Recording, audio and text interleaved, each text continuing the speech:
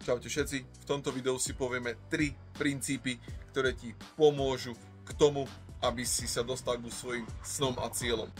Kamoši, ešte sa mi stala taká jedna vec, kvôli ktorej nemôžem cvičiť a to vám poviem v priebehu tohto videa.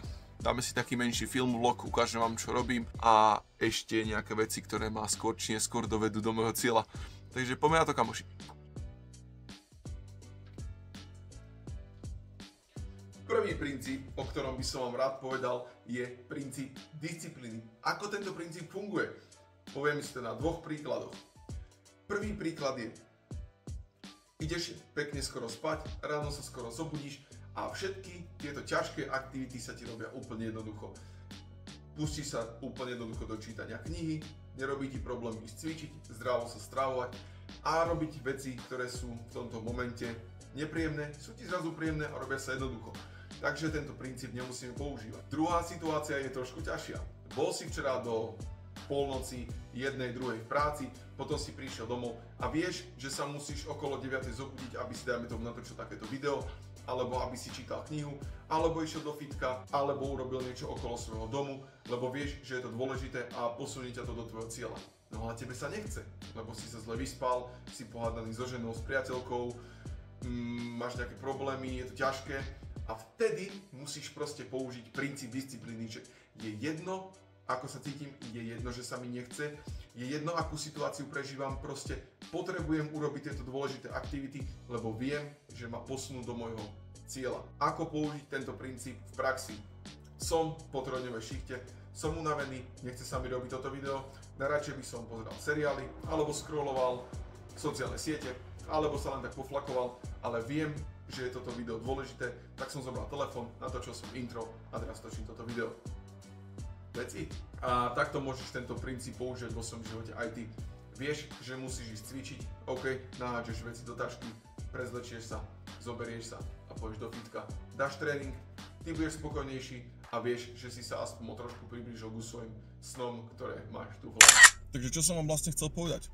Pamätáte sa, ako som v minulom videu hovoril, že si dám taký challenge, že pôjdem vlastne úplne nalačno cvičiť a potom sa mi to vlastne natiahlo do tej 3. Tak ja som si na tom tréningu natiahol kompletne celé kríže a rozbil som si, neviem, platničky nad zadkom, alebo proste som si to iba natiahol. A poslednú dobu, alebo lepšie posledný som mal extrémne peklo z toho, zle sa mi spalo, ťažko sa mi chodilo aj v práci. Keď som bol nejakých 10-12 hodín na nohách, tak to bol úplný extrém. A teraz vlastne idem k masérovi, aby mi to trošku premasíroval. A kvôli tomu to vlastne nemôžem ani teraz cvičiť, ale uvidíme, možno si pôjdem do fitka dať nejaké časti tela, pri ktorých nebudem musieť zapájať vlastne tú svoju chrbticu a všetko, proste niečo izolované, že si proste sadnem, alebo budem proste niečo len ťahať, alebo len niečo s vlastnou váhou. Takže kamoši, poďme k masérovi.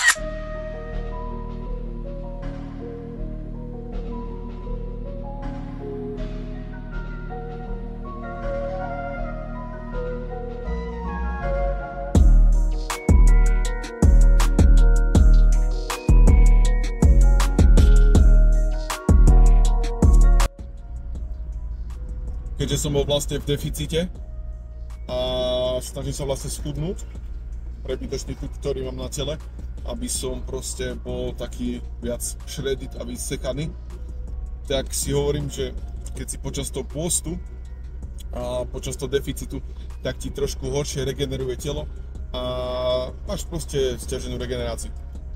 Tak si hovorím, že by som trošku na nejakých pár dní prijal nejaké vyššie množstvo kalórií, aby som zregeneroval skôr, tak som zvýšil na 3000-3500 a kvôli tomu mám takú zabodnenejšiu a gulatejšiu tvár.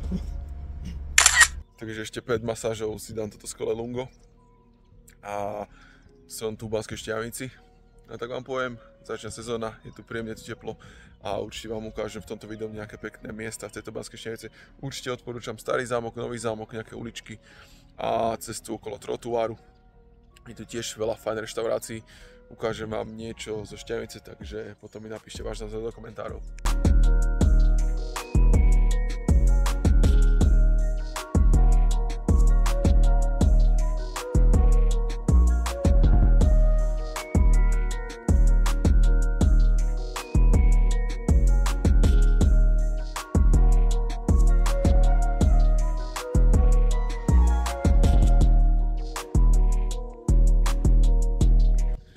Hej kamoši, som po masáži a poviem vám, cítim sa extrémne dobre. Nebolí ma nič na krížoch, nebolí ma nič okolo zadku. Yes. Masér mi ešte povedal, že mám byť v Čile, že nemám sa presilovať, nemám nič robiť, takže dneska do fitka nepôjdem. Ale porobím si vlastne veci, čo mám doma okolo. Prania, nejaký riad, uvarím si nejaké jedlo a dneska budem mať pohodu. Druhý princíp, o ktorom by som vám rád povedal, je princíp konzistencie. Tento princíp je založený na tom, že keď robíš niečo dlhodobo a robíš tú aktivitu nejaký dlhší čas, tak sa ti v tom začne dariť. A proste to funguje, vezmi si nejakých úspešných ľudí, ktorí boli na začiatku a tie prvé veci alebo tie prvé výtvory, ktoré urobili, boli, dá sa povedať, mizerné. Tí ľudia nevedeli, ako to majú robiť a bolo to proste na hovno.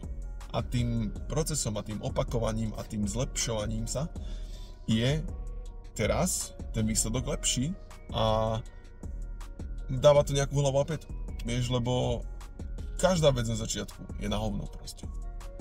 Len ty tým, že ty kráčaš tými schodmi ďalej a ďalej a ďalej, tak sa tá cesta vylepšuje, ty si lepší a ten výtvor, ktorý urobíš, je lepší.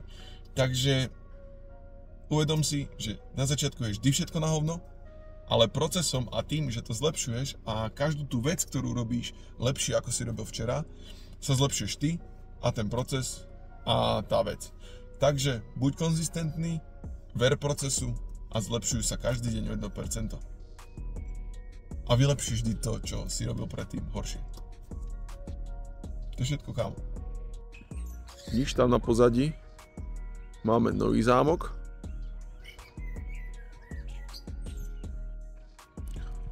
Tuto vlastne pred sebou máme starý zámok.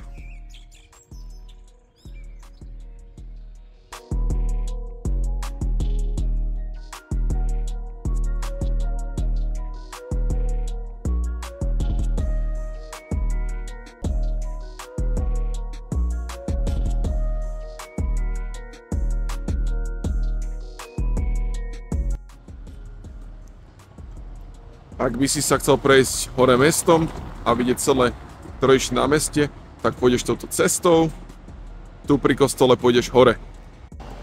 A vlastne z druhej strany, tu je Trotuár Cafe, tu je cestou dole do Nuteria a dostaneš sa touto cestou dole po hlavnej ceste na križovatku.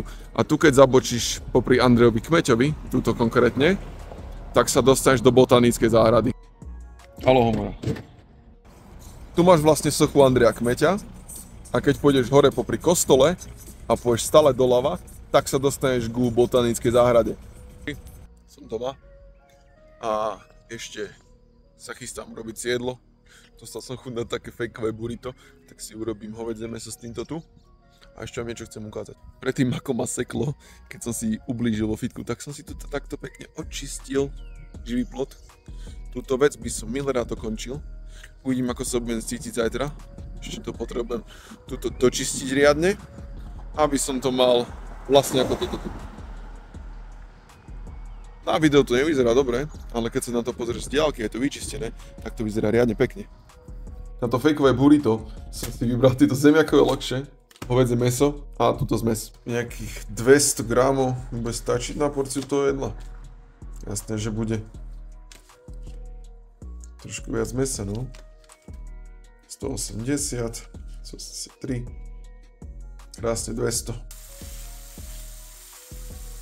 Takto nejako sa tvária ľudia, keď zistia, že v ich životoch sa nič nezmení, pokiaľ niečo neurobia oni. To si chceš dať, že? Poď sem, moja. Zavriem to sem. Takto som to nejako vyfešakoval, vyzerá to riadne dobre, kámo. Úplne som spokojný s tým, čo som si navaril. Bolo to fakt mega dobré, zdravá strava, je veľmi zaujímavá a chutná. Len sa musíš naučiť robiť dobré recepty a naučiť sa variť tak, aby ti to chutilo. A v ďalších záveroch ti ukážem a poviem ten tretí princíp, ktorý z teba urobí úspešného, aspoň po finančnej stránke. Mám tu rozpísanú túto perfektnú knihu, ktorá bude mať cez 200 strán.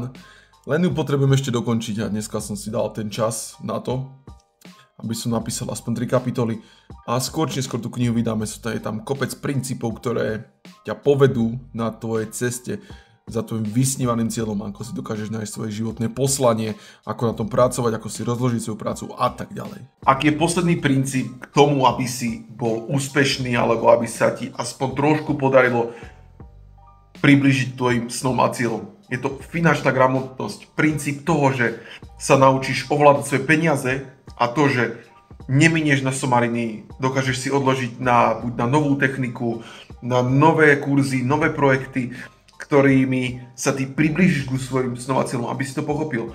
Napríklad ja som si vybral cestu točenia a tvorby na sociálne siete a odozdávanie nejaké hodnoty a tým, že mám zvládnutú finančnú gramotnosť, nemiem na kraviny, odkladám si peniaze, tak viem, že budem mať na statív, budem mať na svetlá, keď mi budú treba, budem mať na to, keď budem potrebovať nový mikrofón, alebo keď budem potrebovať nejakú novú vec, ktorá mi pomôže pri natáčaní videí. A mierim k tomu, že keď budeš mať odložených dostatok peňazí na to, tak si môžeš kúpiť nejaké nové veci, ktoré ti pomôžu, aby si sa priblížil k tomu svojmu snu, alebo nejakú novú techniku, kúpiš si nový kurz, alebo zaplatíš si nejakého mentora, ktorý ťa prevedie tvojou cestou a ukáže ti, ako sa to robí. Ale na toto všetko potrebuješ peniaze.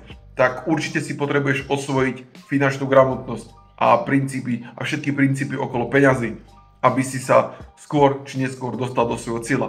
Lebo bez peňazí si nekúpiš jedlo, nekúpiš si kurz, nezaplatíš si mentora, nekúpiš si techniku a tak ďalej. Takže ak sa ti toto video páčilo a chceš vidieť nejaké ďalšie video o biznisu, zoznamovania, vzťahovej dynamiky, veci ohľadom života a nejakých princípov, ako žiť lepší život, nezabudni mi nechať like a follow a vidíme sa pri ďalšom videu. Čaute.